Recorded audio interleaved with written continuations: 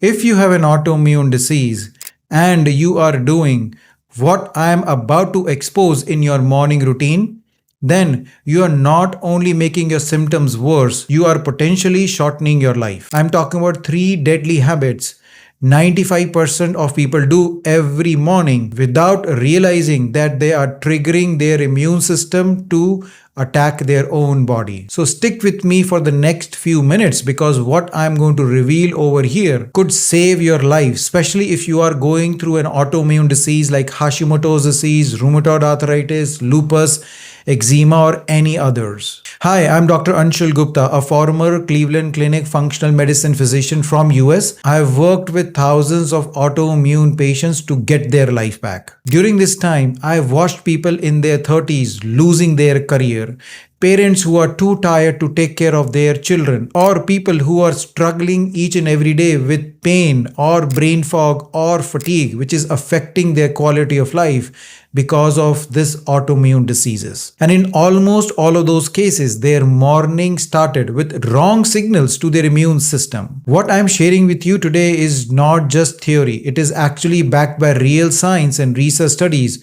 which has helped several of my patients gain their life back. So let's jump into these 3 habits which are sabotaging your immune system. The very first habit, which is wrecking your immune system, is as soon as you wake up, you are probably reaching for your phone. Most of us are guilty of this habit, including me. I also was reaching for my phone as soon as my alarm went off. But then, when I looked at the research studies, it completely shocked me. What the studies show is that the first 20 minutes when you wake up in the morning are really important. And if you are reaching for any screen device, which is your phone or your iPad, that spikes up your cortisol in the morning. This spike in cortisol triggers your sympathetic nervous system and it triggers an inflammatory response to increase inflammation in your body and triggers your immune system. A study published in a journal of autoimmunity found out that people with autoimmune conditions who started their day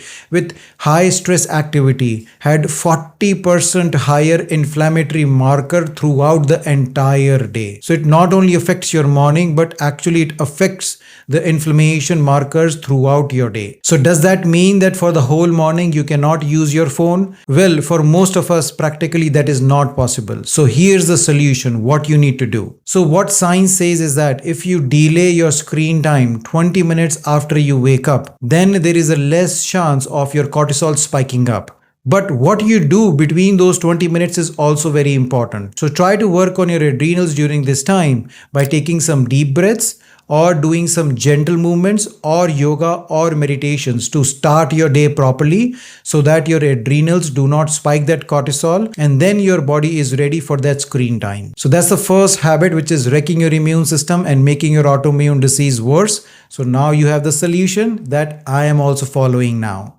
What is the second habit? Now, this second habit, a lot of people are going to hate for me because the second habit is drinking tea or coffee in the morning. Yes, I'm also a coffee lover and I need that 1 cup of coffee in the morning, which I look forward to when I'm starting my day. But again, when I looked at the research, that opened my eyes and I'm still drinking my coffee, but with a twist. So why coffee is bad for you in the morning? So when you drink coffee empty stomach in the morning, it produces excessive hydrochloric acid in your stomach. Plus it combines with the natural compounds in coffee called chlorogeric acid. Both of these acids, when they reaches your intestine, they create intestinal permeability and worsens your leaky gut issues. And we know that for autoimmune disease, leaky gut is a precursor. So by causing this leaky gut, it is actually making your autoimmune disease worse. Also, research studies showed that coffee intake led to decrease in insulin sensitivity in type 1 diabetes people, which is an autoimmune condition. It also reduced the efficacy of methotrexate medication in rheumatoid arthritis, as well as also decreased levothyroxine, which is the medication used for Hashimoto's disease. So that's the reason, not only by causing leaky gut and gut inflammation, it also affects other things in your body. That's the reason, first thing, empty stomach, coffee is not the best choice for you. So does that mean that you cannot drink tea or coffee in the morning at all? Well, if you can give up caffeine completely, that really helps your body, especially if you have autoimmune disease. But let's say if you cannot give up caffeine, then delaying the first cup of tea or coffee by 90 minutes is going to help your body a lot.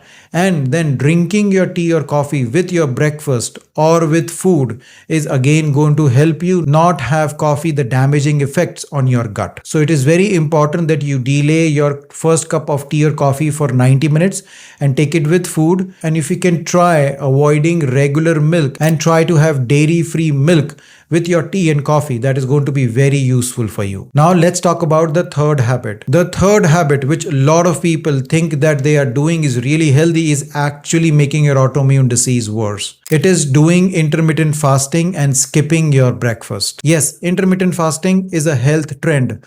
A lot of people are seeing benefit from it, but for autoimmune disease patients, skipping your breakfast or doing longer intermittent fasting is not good. The reason being, when you do longer intermittent fast or when you skip your breakfast, it again sends signal to your adrenal glands as well as also disrupts your HPA axis, which is the hypopituitary axis, which regulates your cortisol level. That again increases the cortisol levels and again triggers your immune system. Plus, for majority of the autoimmune disease patients, morning is critical because that is the time where their inflammatory markers are really very high and body is trying very hard to lower this inflammation which has accumulated in the night. And when it doesn't get the right antioxidants, right nutrients in the morning to take care of this inflammation further increases and damages your body throughout the day. So that's the reason, again, you need to modify this habit. I'm not telling you to give up intermittent fasting completely, but what I want you to have is an early dinner and do intermittent fasting between 12 to 14 hours. Research says that around 14 hours is a sweet spot where intermittent fasting gives you the maximum benefits. When you go beyond it, only certain people will benefit from it, and autoimmune disease patients are not one of those. So do your intermittent fasting between 12 to 14 hours and then do your breakfast. But again, what you eat in breakfast is very important because you need to make sure that the breakfast is high protein and high antioxidant breakfast. That means you need to include good quality vegetables along with this good quality protein in the morning to get the right antioxidants and right vitamins and minerals. So here you go, these three habits which are sabotaging your immune system and actually making it worse.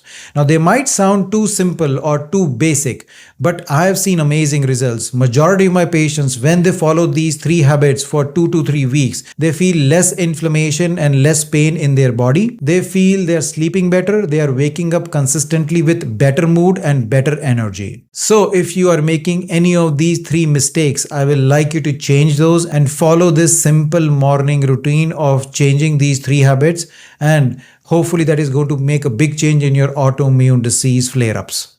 I hope you like this video. If you do, please like and subscribe to my channel as well as share this information with others who can benefit from it. Until next time, take care. Bye-bye.